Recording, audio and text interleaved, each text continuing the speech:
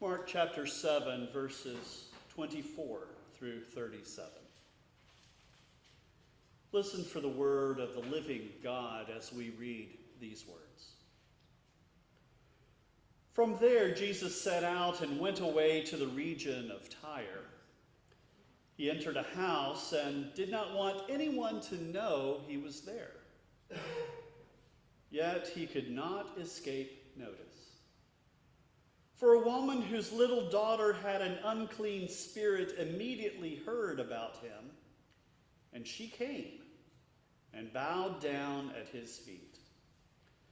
Now the woman was a Gentile of Syro-Phoenician origin. She begged Jesus to cast the demon out of her daughter.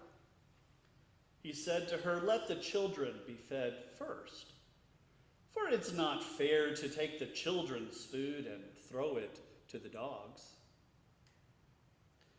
But she answered him, "Sir, even the dogs under the table eat the children's crumbs." Then he said to her, "For saying this, you may go. The demon has left your daughter." So she went home, found the child lying on the bed, and the demon gone. Then Jesus returned from the region of Tyre and went by way of Sidon towards the Sea of Galilee, in the region of the Decapolis. They brought to him a deaf man who had an impediment in his speech, and they begged him to lay his hand on him. He took him aside in private, away from the crowd, and put his fingers into his ears, and he spat and touched his tongue. Then looking up to heaven, he sighed and said to him, "Ephphatha," that is, "be opened." And immediately his ears were opened, his tongue was released, and he spoke plainly. Then Jesus ordered them to tell no one. But the more he ordered them, the more zealously they proclaimed it. They were astounded beyond measure, saying, "He has done everything well. He even makes the deaf to hear and the mute to speak." The living God still speaks today. Thanks be to God. We can rather easily accept the concept that none of us is worthy. None of us is righteous. None of us has any claim to present before God about our merits. We can't justify ourselves.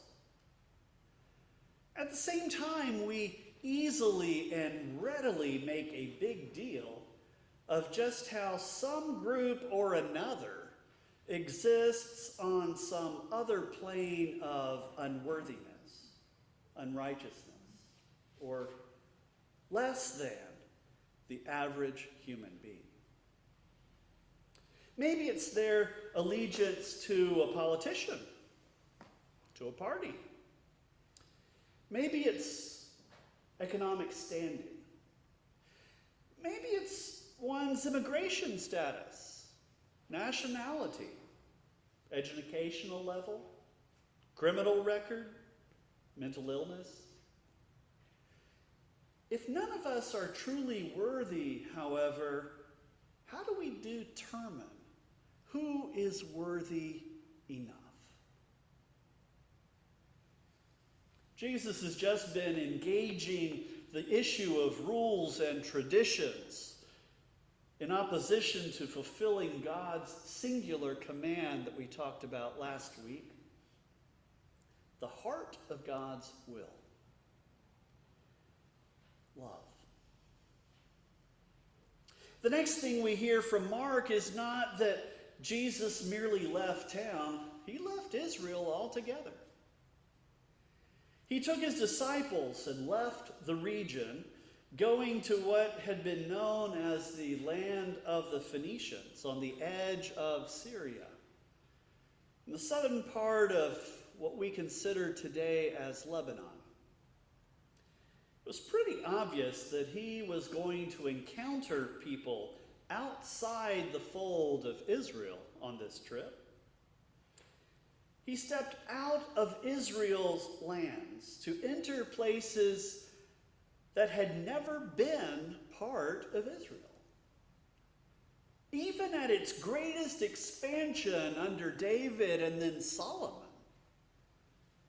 Mark tells us he was not looking to be found, although it would be pretty hard to hide a band of Jews traveling outside of Israel. Their dress, their customs, their speech stood out all too easily. While he took refuge in a home that was opened up to him, a local sought him out. She was not of Hebrew or Jewish ancestry. She was of two peoples disconnected from Abraham. The Phoenicians had come to the land by sea, while the Syrians had come from the north. Both peoples had a history of leading Jews into idolatry, specifically the worship of Baal. Despite being completely disconnected with Jesus and his Jewish heritage, however, this woman knew who he was. She had heard of miracles and healings that he had performed back in Israel. She trusted that he could command whatever evil entities tormented her daughter. In fact, the term Mark uses references a deity other than Yahweh, one of those Gentile gods, like Baal. That's the term that we translate in the New Testament as demon. It just means one of those gods of the neighboring peoples. Perhaps we need to sit with that for a bit. Here's a woman who does not participate in Yahwist worship. She's not a Jew, not of Abraham's lineage. Her only religious options are the fertility cults around her. Those fertility cults that Israel was supposed to avoid at all costs. She seeks Jesus out, however, asking that he relieve her daughter from the oppression of one of those deities of her compatriots or neighboring nations. There is no opening in the Mosaic and Levitical codes to allow her to approach Yahweh for any reason. She was not one of Abraham's descendants. She did not follow, indeed could not follow, the codes for ritual purity required to attend the temple or even a synagogue. She could not even have access to Torah, the scriptures detailing how she was supposed to live in honor of Yahweh. She could not be part of the women's group hanging around outside the synagogue. They couldn't really go in, could they? Any self-respecting Jew would have avoided her on almost the same level with a Samaritan. She would make them unclean. Ritual purity laws were barriers to distance the Hebrews from the fertility cults. They were never designed to sort people into categories of worth or unworth. Along the way, however, that is how they became used. They had become commonplace tools to bludgeon people and cast them aside as subhuman, as refuse. Worse yet, we still use them that way today, right along with other traditions, cultural norms, and expectations that we place on those beyond our particular circles. When we use the Bible as a weapon, we have missed the point completely. It is for our instruction and correction. It's no excuse for warring against others. The purity laws were very specifically directed to Yahweh's people, with no expectation that they would apply to outsiders. Only a Jew could have lived in accord with the purity laws. There was no hope of another being able to participate in the worship of Yahweh. Remember that wall of the Gentiles in the temple court? Only a Jew was allowed to pass that barrier. All others were contaminated by the fertility cults on every side. Merely walking past the barriers of that wall would cause the temple to be desecrated. Yahweh could no longer inhabit such a place until it had been cleansed and reconsecrated. That's what the purity laws taught. That's how they were understood. When Roman General Titus marched a pig into the temple in 70 AD as a sacrifice to the images of Caesar and gods of Rome, the Jews recognized the temple as desecrated. An abomination. Desolate of God's presence. They burned the temple as one step toward cleansing it. The entire structure was torn down for eventual reconsecration for the worship of Yahweh and Yahweh alone. When Joel wrote of the temple being so desecrated, he used the terms abomination of desolation. Abomination is the same word used to describe what being ritual, used to describe what it meant to be ritually impure in those corresponding Levitical texts. With all the history, tradition, and scriptural interpretation behind the barrier firmly erected between Jew and the nations surrounding them, Jesus' simple interaction in Tyre is comparable to the impact of Jesus' conversation with that woman at the well in Sychar, or casting a Samaritan as the hero in his story about the good neighbor. This woman was obviously unworthy. She was unclean. She was in no state to approach Yahweh. Not with any petition. None whatsoever. There in a Gentile nation, however, Jesus not only allows her to approach him, he takes her seriously enough to speak with her. We're generally uncomfortable with the words that he first uses here. But they are, in effect, a formulaic Jewish response to one such as she. The words are insulting. They call out the unworthiness and the ritual filth of one who has not followed the purity laws, but participated in whatever practices were at hand, eating food with no discrimination whatsoever.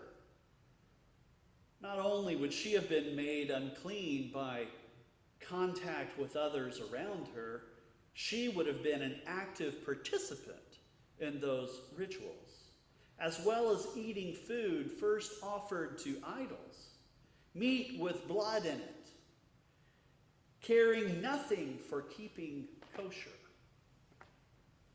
Her eating habits could easily be compared to that of dogs often used to clean up after non-diapered babies. Her response to Jesus, however, is one of pure humility. She does not make herself out to be anything special. Like Jesus' story of the self-righteous man and the sinner praying in the temple, she cast her need at Jesus' feet, seeking grace founded on her needy unworthiness alone. It is this attitude that Jesus deems as making her acceptable to God.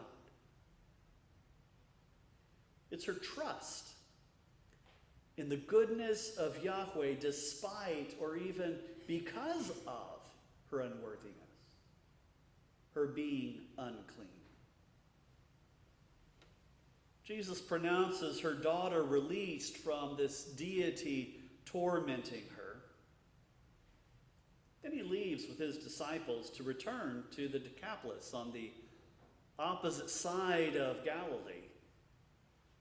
What would have been about a 40-mile trip, Jesus turns into an 80-mile journey. He skirts the borders of Israel to arrive elsewhere in Gentile territory. It's kind of like bypassing Charlotte by going through Salisbury to get to Gastonia or Rock Hill. You don't go that way. There's no reason to. This is a journey on foot. It's not just a pleasure drive. It would take them closer to a week than 3 days going this route. Mark is a bit unclear, but it appears that the man they bring to him on this leg of the journey is from Sidon. This man is deaf and mute until Jesus puts his fingers in the man's ears, praying that God might open them. As elsewhere, Jesus uses these healings to exemplify what he has been teaching by word. It's not ritual purity and fractions that make one unclean. Uncleanliness, unworthiness, comes from within. It comes from a prideful sense of superiority over others. Being acceptable to God comes from placing our trust in who God is, not in ourselves. As long as we cling to our cleanliness, our merit, grace remains unattainable, out of reach. Are we prepared to trust God with our impurity, our being unworthy, being unclean? Isn't that what it's all about? Because God has already loved us. And there's nothing that we can do or say to change that.